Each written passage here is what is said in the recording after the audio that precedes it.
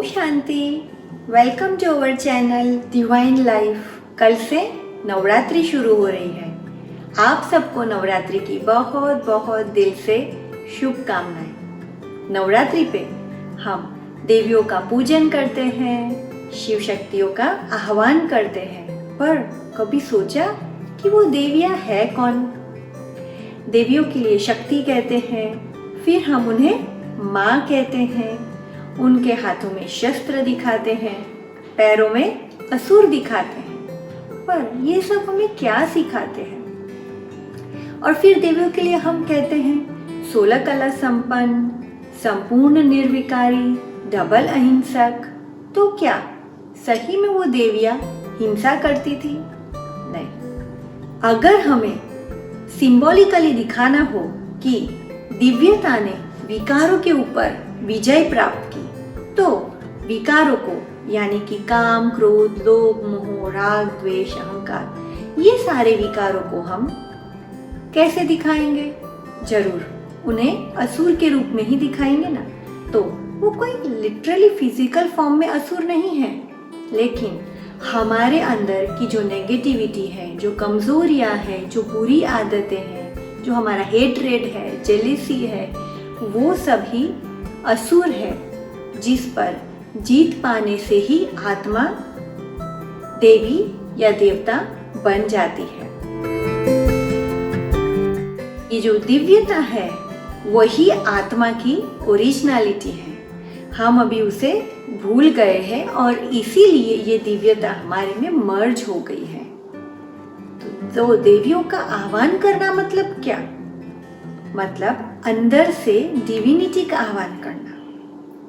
हर एक आत्मा के अंदर दिव्यता भी है और असुर भी है। जब हम अपनी शक्ति को यूज करना शुरू कर देते हैं तो हमारे अंदर जो दिव्यता है वो उभर कर ऊपर आ जाती है और जो असुर है वो मर्ज हो जाते हैं। नवरात्रि पे हम अखंड दिया जलाते हैं, व्रत करते हैं, जागरण करते हैं और फिर रास गरबा करते हैं। तो दिया जो है वो मिट्टी का दिया, वो शरीर का प्रतीक है और लौ है वो आत्मा का प्रतीक है।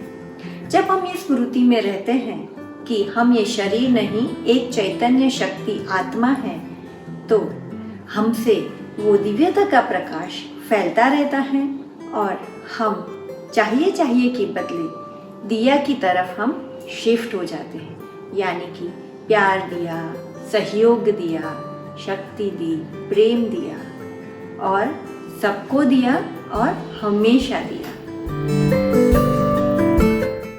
जो व्रत रखते हैं तो वो स्थूल खाने पीने के व्रत के साथ साथ हमें अपनी कमजोरियां का भी व्रत रखना है कि हम हमारी कमजोरियों को अपने ऊपर हावी नहीं होने देंगे।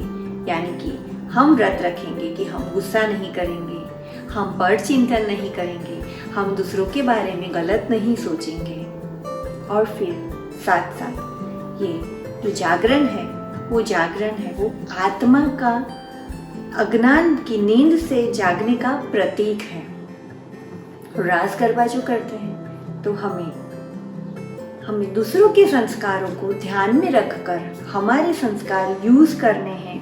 यानी कि हमें तालमेल मेल से सबके साथ चलना है, हमें सबके साथ हार्मनी से चलना है।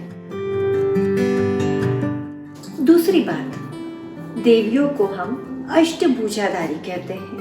उन्हें हम अष्टभुजा के साथ दिखाते हैं।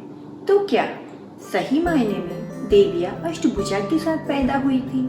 आज अगर कोई बच्चा 8 हाथ के साथ पैदा हो तो डॉक्टर तो पहले उसका ऑपरेशन कर देगा। यानी कि ये अष्टभुजा जो है वो आत्मा की 8 शक्तियों का प्रतीक है और हर एक भुजा में एक एक शस्त्र दिखाते हैं। वो शस्त्र ज्ञान के शस्त्र हैं जिसका यूज करके हम अपने में वो शक्ति धारण कर सकते हैं और सही मायने में डिवाइन सोल, दिव्य आत्मा बन सकते हैं। वो अष्ट शक्तियाँ हैं अंतर्मुक्ता की शक्ति, समेटने की शक्ति, सहन शक्ति, समाने की शक्ति, परखने की शक्ति, निर्णय करने की शक्ति, सामना करने की शक्ति और सहयोग देने की शक्ति। देवियों को शक्ति के साथ साथ हम माँ भी कहते हैं। माँ मतलब वो नहीं जो सिर्फ प्यार करे, एक्सेप्ट करे। माँ मतलब फिर वो जो डिसिप्लिन भी सिखाए और साथ साथ सही पे खड़ा होना भी सिखाए। तो जब हम माँ कहते हैं तो इसका मतलब ये नहीं कि ये सिर्फ विमेंस के लिए ही है, नहीं, यहाँ शरीर की तो बात ही नहीं है, ये आत्मा की बात है। हर एक आत्मा के अंदर पालना देने का, नर्चर करने का संस्कार है ही। आत्मा के अंदर दिव्यता तब आएगी जब वो अपनी अष्ट शक्तियों को जीवन में यूज करे। तो हम हर रोज एक एक शक्ति के बारे में सुनेंगे और सीखेंगे कि कैसे हम वो हमारे जीवन में धारण कर 10 शीश रूपी रावण यानी कि हमारे विकारों पर विजय प्राप्त कर कैसे हम सही मायने में शिव शक्ति बन सकते हैं। ओम शांति।